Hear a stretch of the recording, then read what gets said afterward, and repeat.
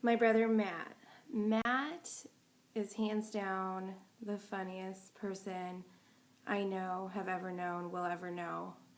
And he is also truly one of my most favorite people in this world. He was my big brother, 7 years older than me. We're just very close. We would text each other once a day or once every other day, usually with some stupid, inappropriate joke or picture. But he was always checking in on me, seeing how I was doing. He was a good big brother. I am a very lucky girl and very, very blessed to have had him in my life for as long as I did, 30 years. Matt got sick in June. He had noticed some swelling in his leg and in his testicle. He would make jokes of it. He was showing the guys at work his testicle to show them, how big it is, and, just laughing it off.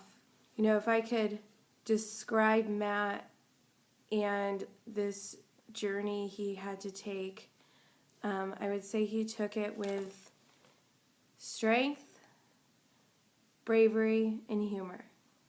Even if he was scared, you never would have known it. He was fighting for his life. And then he made jokes. He laughed everything off. I remember one of the times I went to visit him in Rochester, New York at Strong Memorial Hospital.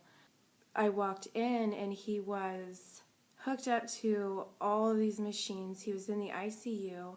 He had 10 different IVs going. He had a tube up his nose, and he had lost so much weight and all his hair.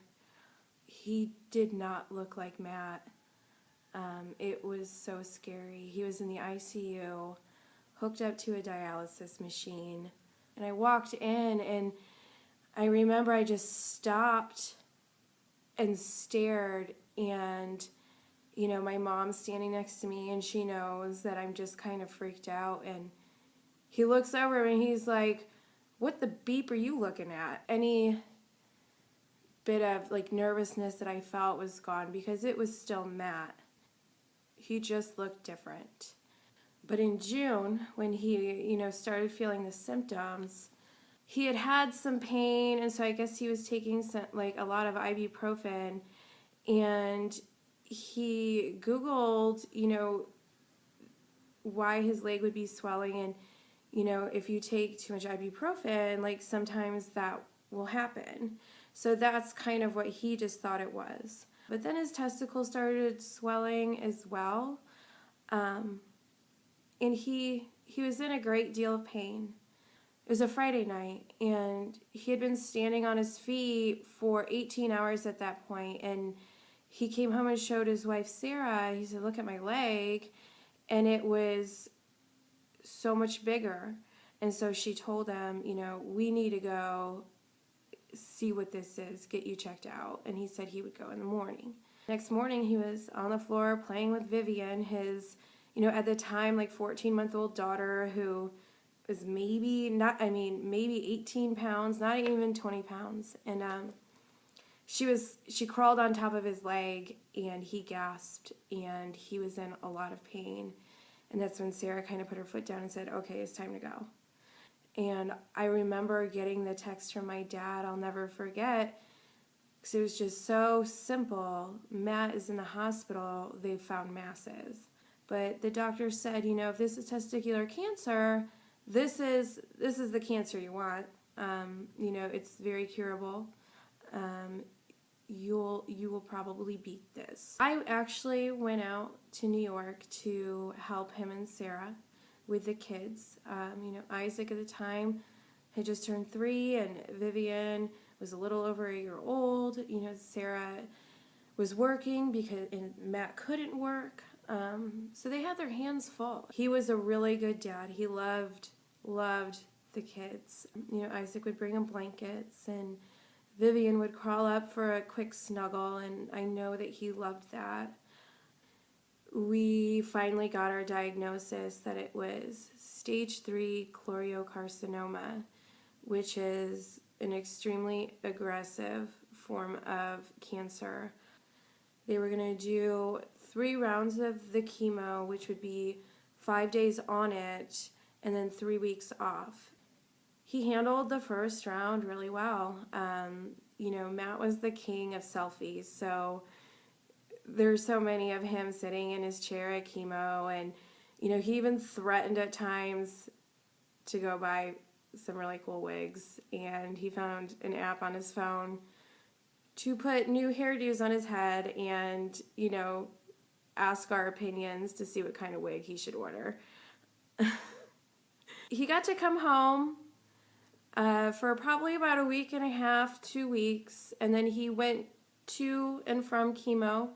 He had so many other issues pop up. His kidneys weren't functioning, so they had to put him on dialysis, and you can't do dialysis and chemo very close to each other because the dialysis will just clean out all the chemo. So they had to postpone chemo treatments, and when you do that with somebody with stage 3 cancer, that hurts you. It lessens your chances for a recovery. It was just a constant battle for him. We would think that things were getting better, and then all of a sudden something else would happen. About a month before he went into the hospital, he had woken up in the middle of the night and couldn't breathe. He was gasping for air, and he got up and kind of walked it off. He finally caught his breath, and then, walked it off and went back to bed and didn't tell anybody about it. And I guess what he had was a pulmonary embolism. If he would have came forward sooner, there's a chance that he would still be with us. He waited too long, and he shouldn't have. He had been having issues for well over a year, closer to 2, and didn't say anything, didn't get checked out. Our family was really, really, really close. We grew up together. We did family vacations. We did family dinners every night. Our parents would drag us to each other's sporting events. We honeymooned together. We got married 3 weeks apart and decided to take a joint honeymoon together. And I'm so glad that we did. It was a blast. We kind of took on the role of a caregiver, in the sense that we were doing all those little things for him. My mom gave him his foot rubs, and I would sit there and entertain him with, what was going on at home or work, or he would steal my drinks that he wasn't allowed to have, or tell me it was okay if he had a few sips of my coffee when in reality he couldn't. That trip is how I knew he wasn't going to make it.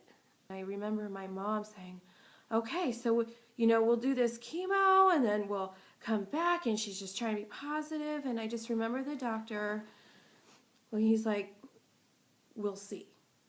I remember going back in to see Matt, and I was sitting in a chair right next to him, and all of a sudden, he just kind of puts his head over like this, and he's staring at me, and I catch him, and he just kind of looks and he moves his head back, and at that moment, I knew that he knew he wasn't going to survive this. Leaving him, that trip was one of the hardest things I've ever had to do. I didn't know if I was going to see him again. I remember telling him that I was going to be back in 2 weeks to see him. And he said, all right, Christian. And he gave me a big hug. And I walked out, and it was hard. I didn't want to leave him. A week later, we got a call saying that the treatment wasn't working. they checked his markers again, and they came back really high. This was Wednesday, September 3rd. I was coming home from class, and I stopped at my parents' house to pick up the girls, and I remember getting a Facebook message from one of Matt's hockey buddies that, I've known since I was little, saying, telling me how sorry he was. And I was like, what are you sorry about? What are you talking about? And he said, well, I heard that they're stopping the chemo. So, I went in and asked my mom. I said, what's going on? She's like, I don't know. I don't know what's going on. Like, she's just kind of walking around like she doesn't have a clue. And, so I just kind of left it. And I got my girls. I got in the car and I started driving. And I texted Sarah. And I said, Sarah, what's going on? And she sent me back a text saying, it's not working. They're stopping chemo. And I remember responding saying, is he dying, Sarah? And she responded back and said, I am so sorry. But yes, it'll take a couple weeks for his organs to start shutting down. And they're just going to keep him comfortable until then. And I just remember losing it and praying so hard. The next day was Thursday, and it is a day that haunts me and probably will forever haunt me. I was at home, and I got a phone call from Sarah. She was in the hospital with Matt, and she said, Christian, I need you to listen. Matt's heart is failing. It's not good. He's on his way out. I told her, I was like, I had my bags packed. I know my parents had theirs packed. My dad was on his way home from Fort Wayne, and we were all ready to go. And I said, well, Sarah, I'm going to be there like late tonight. Like, I'm on my way. And she said, no, Christian, we're not talking about tonight. We're not talking about tomorrow. We're talking about right now. He can't talk, but he can hear you. I'm going to put the phone up to his ear, and you tell him whatever it is you want to say. This is a conversation that's only between the two of you. And she's like, and when you're done, just simply hang up. And so I could hear his breaths. I could hear him. And I just remember telling him the same 3 things over and over. I told him I loved him, and I told him how grateful I was to have him as a big brother, and how sorry I was that this happened to him. And I kept telling him I was on my way. I didn't want to hang up, but I had to. He got to hear everybody's voice that day. My parents talked to him. My brother Todd talked to him. And his kids got to talk to him. Hanging up like that's the hardest thing I've ever had to do. It doesn't really hit you until later that this is the last time you're going to be able to speak to this person. An hour later, Sarah called back and said he was gone. It was the worst day of my life. It was the worst day of all of our lives. The last journal entry that my dad wrote was that Matt has left us to be with the Holy Father. I can't really tell you how Hope went to losing our beloved Matt in less than a week, but that's what happened. Sarah was with him, and he got to hear his children and all of us. He could then let go, peacefully with Sarah at his side, Thursday around 2. The funeral home couldn't hold everybody who came. Just shows what kind of a person that he was, that many people cared. He was amazing. Hi, I'm Jim Hartley, Matt Hartley's dad. Matt was a wonderful person, And I don't think I was ever prouder of him than in how he handled and faced this disease.